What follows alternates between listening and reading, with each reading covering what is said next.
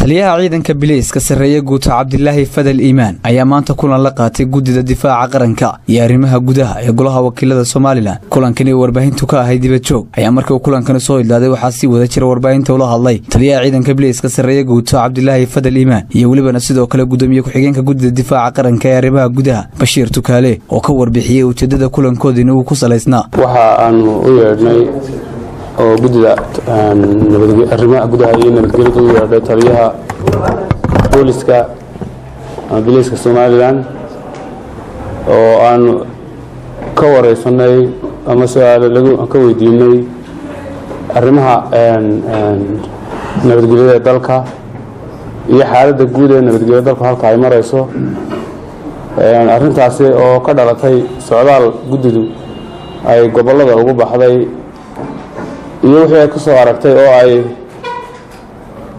taliska booliska wax ka weydiinaysay gudida arrimaha gudaha iyo nabadgelyada golaha wakiilada Jamhuuriyadda Soomaaliland taliyaha hoggaanka gaadiidka kooxda saxaafadda. Assalaamu calaykum waraxmatullaahi wabarakaatuh. sidaa uu sheegay gudoomiye ku-xigeenku gudida yeedhay waxaan iska weydiinay xaaladda guud ee nabadgelyada dalka. nabadgelyada guud ee dalku aad iyo aad u wanaagsan tahay, meel fiican baan maraysaa. inahaasaan iska wareysanay si wanaagsan baan isu fahnay oo noogu dhamaatay.